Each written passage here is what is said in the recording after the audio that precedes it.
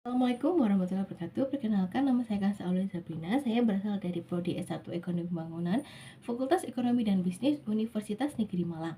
Saya berasal dari Offering DD dan saya akan menjelaskan poster yang telah saya buat.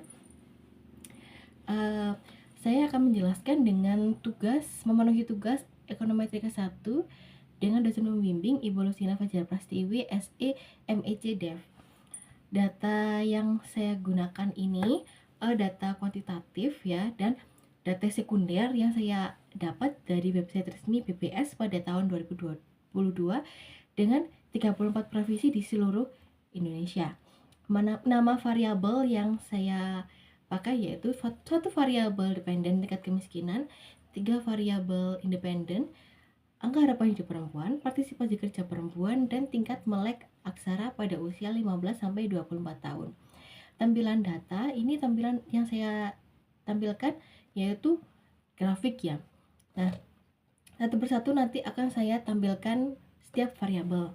Yang pertama yaitu variabel tingkat kemiskinan. Di seluruh provinsi Indonesia pada tahun 2022 secara umum, Papua memiliki tingkat kemiskinan tertinggi dibandingkan provinsi lain dengan angka mendekati di atas 25%. Papua Barat juga menunjukkan tingkat kemiskinan yang cukup tinggi, mendekati 20%. Sementara itu, beberapa provinsi di Pulau Jawa seperti DKI Jakarta, Jawa Barat memiliki tingkat kemiskinan yang relatif lebih rendah, berkisar di bawah 10%. Nah, ada di kawasan Indonesia Timur seperti Papua, Papua Barat, dan NTT cenderung memiliki tingkat kemiskinan yang lebih tinggi dibandingkan dengan kawasan Indonesia lainnya. Sebaliknya, kawasan perkotaan di Pulau Jawa dan provinsi seperti Kepulauan Bangka Belitung mencatat tingkat kemiskinan yang lebih rendah. Pola ini mencerminkan adanya kesenjangan ekonomi antar daerah di Indonesia, di mana daerah-daerah dengan infrastruktur dan aset ekonomi yang lebih baik cenderung memiliki tingkat kemiskinan yang lebih rendah. Sementara itu, daerah dengan tantangan geografis dan akses yang terbatas seperti Indonesia Timur menunjukkan angka kemiskinan yang lebih tinggi. Selanjutnya, angka harapan hidup perempuan dengan berkisar 60-80%. Secara umum, grafik mencerminkan tingkat harapan hidup perempuan yang cukup tinggi dan relatif merata di seluruh provinsi dengan perbedaan tidak terlalu jauh. Nah, antara satu wilayah dan wilayah lain, provinsi di Pulau Jawa seperti DKI Jakarta, Jawa Tengah, Jawa Timur cenderung memiliki angka harapan hidup perempuan yang sedikit lebih tinggi dibandingkan rata-rata nasional. Sementara jika di provinsi di kawasan Indonesia Timur seperti Papua dan Papua Barat berada pada kisaran yang stabil, rendah, tapi menunjukkan peningkatan kualitas hidup perempuan secara umum di seluruh Indonesia. Nah, selanjutnya adalah tingkat partisipasi kerja perempuan yang berkisar 50-70% pada seluruh Indonesia ya. Seperti di provinsi di Pulau Jawa, DKI Jakarta dan Jawa Timur mencatat tingkat partisipasi kerja perempuan relatif lebih tinggi, mendekati dan hampir dan melampaui 60%. Sementara itu, beberapa provinsi di Indonesia Timur seperti Papua menunjukkan tingkat partisipasi kerja perempuan yang lebih tinggi dibandingkan rata-rata nasional. Grafik ini mengidentifikasikan adanya variasi tingkat partisipasi kerja perempuan yang lebih tinggi dibandingkan rata-rata nasional ya. Nah, di sini variasinya setiap antar provinsi itu, meskipun besar provinsi berbeda-beda tapi cukup stabil sekitar 50%. Nah, selanjutnya ini tingkat melek aksara pada usia 15-24 tahun di Indonesia pada tahun 2022 menunjukkan hasil yang sangat positif. Dengan sebagian besar provinsi memiliki tingkat melek aksara yang sangat tinggi, yang menggambarkan antar provinsi yang sangat kecil perbedaannya dengan rentan persentase yang berkisar 91,13% sampai 99,99%. Dan sebagian besar provinsi tercatat memiliki tingkat melek aksara mendekati angka 100%, yang menunjukkan tingkat literasi yang sangat baik di kalangan generasi muda di Indonesia. Namun terdapat satu provinsi yang memiliki tingkat melek aksara sedikit yang lebih rendah, yaitu pojok sendiri Papua 91,13%. Meskipun perbedaannya sangat kecil, namun mencerminkan adanya tantangan tertentu yang mungkin dihadapi pada provinsi tersebut, seperti perlu meningkatkan akses pendidikan atau kualitas pada aksesnya ya. Meskipun demikian, tingkat melek aksara secara keseluruhan menunjukkan kesuksesan besar dalam pencapaian literasi di seluruh Indonesia. Perbedaan yang sangat kecil menandakan pemerataan kualitas pendidikan yang baik di seluruh Indonesia.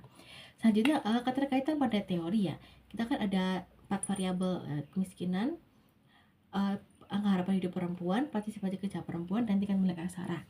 Yang pertama, tingkat kemiskinan. Seringkali dilihat sebagai akibat dari berbagai penyebab seperti ketidakseimbangan pasar, kegagalan dalam kebijakan ekonomi, dan ketidaksetaraan sosial dan keterbatasan sumber daya. Juga kurangnya lapangan kerja.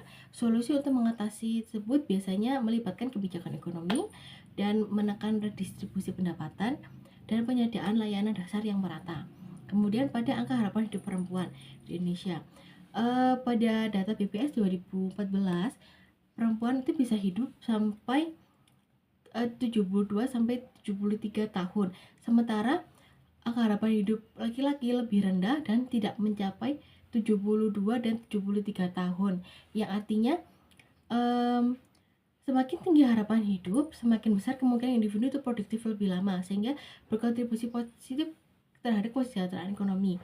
Jadi semakin banyak kehidupan yang produktif, semakin lama hidup dan semakin produktif akan mengurangi kemiskinan juga. Nah, kalau tingkat partisipasi kerja perempuan tidak hanya berkontribusi pada perubahan pola pikir dan tatanan ekonomi suatu daerah, namun kontribusi besar terhadap kesejahteraan rumah tangga dan masyarakat juga, khususnya di bidang ekonomi. Berdasarkan penelitian Zuhri pada tahun 2022, perempuan kerja sering dianggap bukan sebagai pencari nafkah utama, namun mereka dapat meningkatkan pendapatan keluarga dan membantu meningkatkan kualitas hidup dan kesehatan keluarga. Dengan dibandingkan dengan perempuan dan pria yang sama-sama bekerja atau perempuan yang tidak bekerja dan prianya bekerja, pasti akan lebih makmur dan lebih memiliki peluang tidak miskin pada perempuan dan laki-laki yang sama-sama bekerja. Kemudian pada tingkat melek aksara, kemampuan membaca dan menulis merupakan landasan pendidikan dan dengan demikian merupakan indikator kunci pembangunan suatu daerah. Jadi begitupun sistem pendidikan suatu negara rusak karena mereka tidak bisa membaca atau menulis, kehancurannya di negara tersebut tidak dapat dihindari, sebab melalui pendidikan karakter dan budaya warga negara dipupuk dan dilestarikan, sehingga dengan mereka memiliki kemampuan membaca dan menulis, peluang kerjanya mendapatkan lebih baik. Sekian dari presentasi poster saya. Mohon kurang dan lebihnya mohon maaf. Assalamualaikum warahmatullahi wabarakatuh. Terima kasih telah menonton.